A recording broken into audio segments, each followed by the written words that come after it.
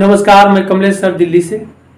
इस समय सीसेट का मामला एक साइक्लोन तूफान का रूप ले लिया है और दिल्ली में ही नहीं पूरे भारत में जो सिविल सर्विसेज की तैयारी कर रहे हैं, जो कंपटीटर, जो अभ्यर्थी कर रहे हैं, वे सभी इस वर्ष जो सीसेट के जो क्वेश्चन थे उन क्वेश्चन को लेकर के उनमें काफ़ी निराशा है, नाराजगी भी है और आक्रोश भी है।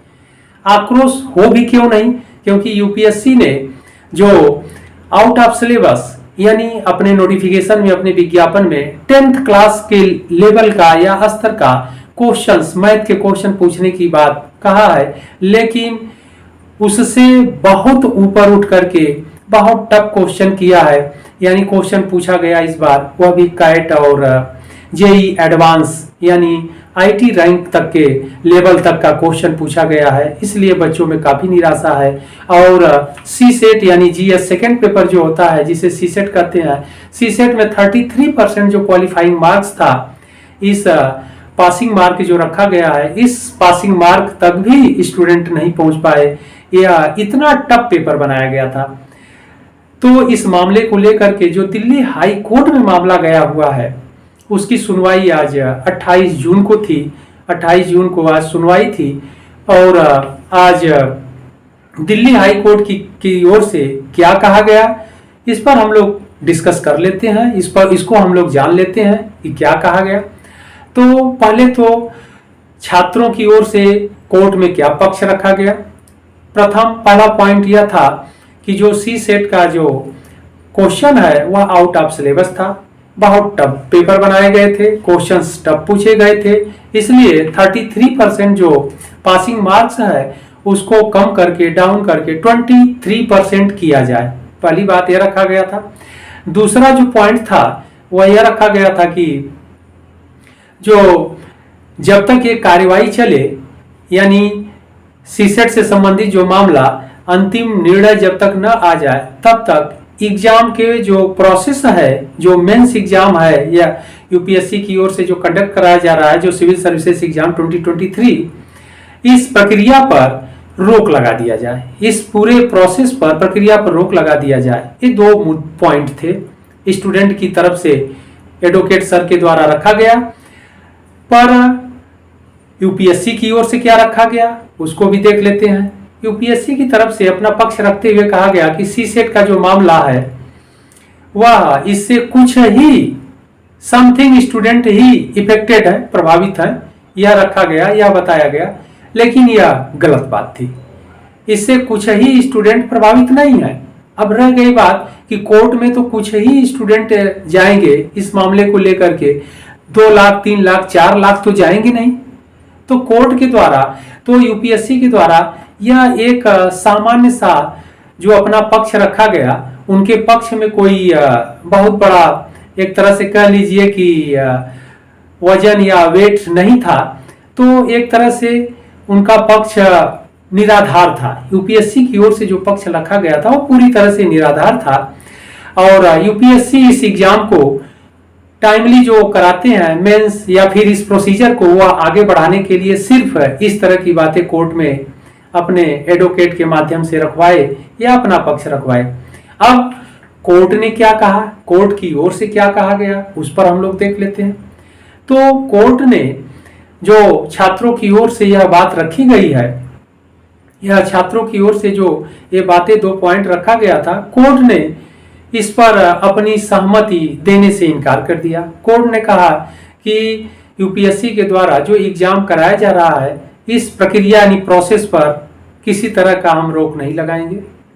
और दूसरी बात उन्होंने यह कहा कि जो सीसेट का जो मामला है और प्रश्न के गंभीरता की जांच करने की है, तो कोर्ट के द्वारा प्रश्न के क्या लेवल है इसकी जांच नहीं की जाती है, ये बात उन्होंने कहा। और फिर तीसरी बात यह कहा कि इसके कटाव को लेकर के जो 33% से जो पासिंग मार्क 23% करने की बात है, इस पर भी अपना निर्णय देने से इनकार कर दिया। अब सीसेट से संबंधित मामले पर किसी प्रकार का दिल्ली हाई कोर्ट के द्वारा निर्णय नहीं दिया गया। और क्यों नहीं दिया गया, कोई निर्णय अथवा आदेश नहीं दिया गया, ऐसा क्यों किया गया।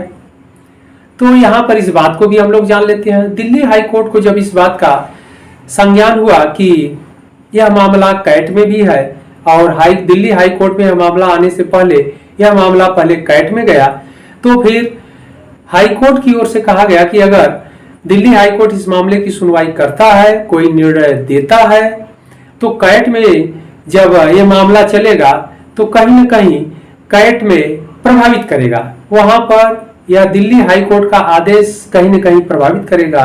इसलिए इस आधार पर दिल्ली हाई कोर्ट ने इस मामले की सुनवाई करने से खारिज कर दिया। तो मुख्य पॉइंट यही था, दिल्ली हाई कोर्ट के द्वारा इसे सीसेट के मामले को खारिज करने के पीछे जो मुख्य बिंदु थे, मेन पॉइंट था, वह यही था कि कैट में मामला ले जाया गया है, 6 जुलाई को वहां पर इसकी सुनवाई है। ऐसे में अगर दिल्ली हाई कोर्ट के द्वारा कोई निर्णय दिया जाता है, कोई आदेश पारित किया जाता है, तो वहां पर कैट में कहीं न कहीं वहां पर इस हाई कोर्ट के आदेश से वहां उसके कैट का आदेश प्रभावित होगा। इसलिए कोर्ट ने ऐसा आदेश नहीं दिया और इस मामले की सुनवाई नहीं की और इस सीसेट से संबंधित मामले को खारिज कर दिया।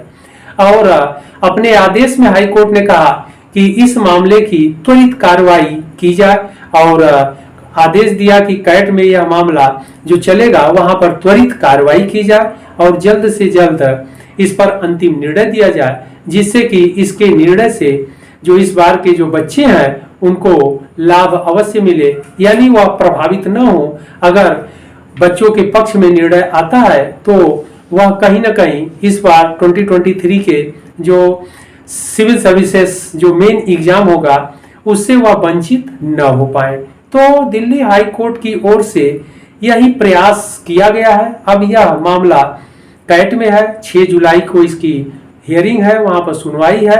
अब वहां पर कैट में किस तरह के आदेश पारित किए जाते हैं, कैसा निर्णय लिया जाता है, वहां पर अब आगे हम लोग 6 जुलाई को ही इस पर कुछ कह सकते हैं। लेकिन इतना जरूर है और इतना हम लोगों का मानना अवश्य है कि जो भी निर्णय होगा वह सकारात्मक ही होगा, बच्चों के पक्ष में ही होगा, स्टूडेंट के पक्ष में ही होगा। और इसलिए आप लोग अपने पढ़ाई को कंटिन्यू निरंतर जारी रखिए कि जिससे अवसर मिले तो आप लोग मुख्य परीक्षा यानी मेन एग्जाम अच्छे से आप दे सके। फिर हम लोग मिलते हैं।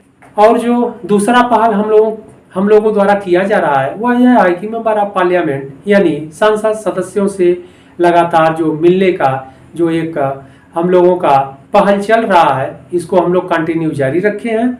और इन माननीय सदस्यों से हम लोगों का जो रिक्वेस्ट है पत्र दे करके वह यही है कि इसी सेट से संबंधित मामले को अधिक से अधिक संख्या में आप लोग संसद पार्लियामेंट के पटल पर रखिए और उन लोगों के माध्यम से माननीय प्रधानमंत्री जी तक इस सीसेट से संबंधित मामले को पहुंचाने का हम लोगों का प्रयास है कि जिससे सरकार की ओर से भी पहल किया जाए इस मामले के त्वरित निपटारा के लिए, कि जिससे इस बार जो स्टूडेंट एग्जाम में सम्मिलित हुए हैं उनको अगर कट ऑफ 23 होता है या फिर री एग्जाम होता है तो उनको अवसर मिले और इस बार मेंस के एग्जाम में मुख्य परीक्षा में उन्हें भी सम्मिलित होने का अवसर मिले।